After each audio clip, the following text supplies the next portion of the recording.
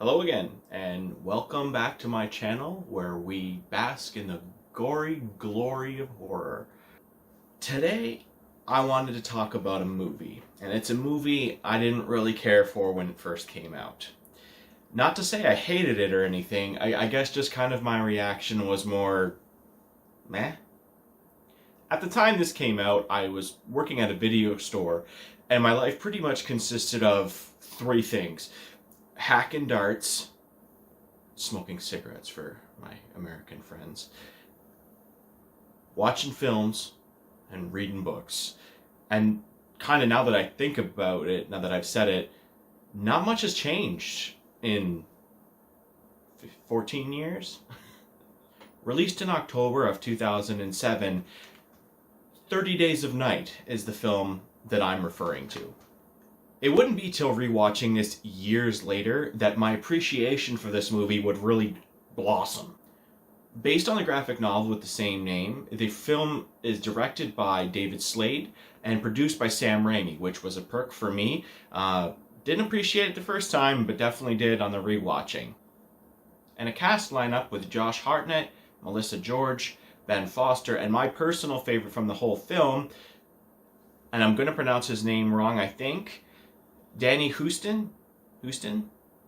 There's no O, so I'm assuming it's Houston, not Houston. Anyway, the basic plot is that there's a small Alaskan town where there's a natural occurring phenomenon that causes sunlight to be absent for a full month at a time.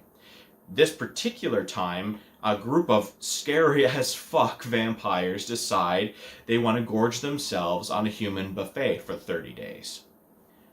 The hopelessness of the scenario and the isolation of the town, included the snowy and cold setting, really gave me small doses of John Carpenter's The Thing, in good ways.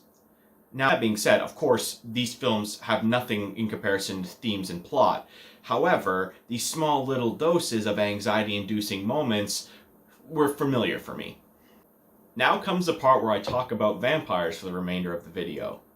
At the time this came out, I was kind of sick of vampires. I had grown up as a teen being mostly interested in stuff like Anne Rice, Dracula, of course. Salem's Lot scared the shit out of me, both book and movie form. And, vampires were kind of becoming something a little bit different. We were getting things like Blade. I can't remember I feel like Underworld was around this time. But anyway, that was kind of the direction, right? And then all of a sudden, the Twilight craze started, like right around this time. 2007, this movie came out. The Twilight movie came out in 2008. I didn't see this movie when it first came out, so to me it all kind of mashed together around the same time. The woman I was seeing at the time was fucking obsessed with Twilight, and I mean, as a lot of the world was at the time, me not being one of those people. I mean, my sisters enjoyed it at the time. I don't know if I'd ask them now if they feel the same way, but they did at the time. I remember even my mom had read them with different things to say. But anyway, the Twilight craze was going on right now, and I was really turned off of vampires. And honestly, I think that was probably the single thing that made me not like this film, was that they were vampires, in 100% honesty. Of course, the years went by and Twilight became something of a bad dream, thank fuck.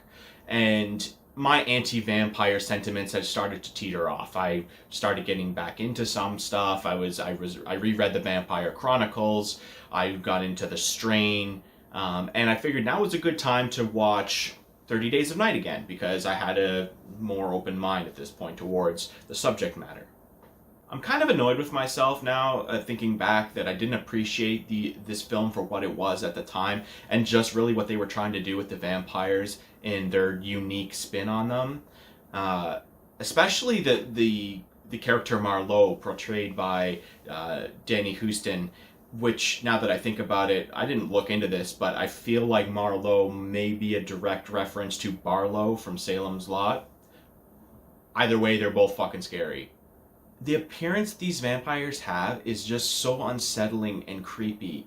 It's not the black eyes or the mouthful of razor-sharp teeth, because those are things that we've seen in a lot of horror movies.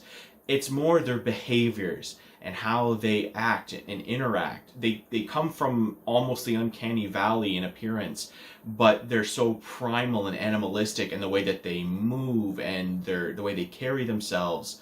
I mean, hell, even the way they kill, it's not romanticized in any way like we're so used to seeing in vampires. They're brutal, they're visceral, they rip and tear and blood spraying everywhere. I mean, and they show no prejudice to their kills. They butcher children. Like, they're monsters. And I think that it's a nice callback for vampires because they had kind of become so romanticized. And I get that's kind of ironic, me being a big Dracula fan, but in general, the concept of a vampire is supposed to be terrifying. The final part that makes them so scary is that they keep a lot of their human intelligence. They set traps for the survivors. They communicate with a language. I honestly don't know if that's a made-up language or if it's a real language.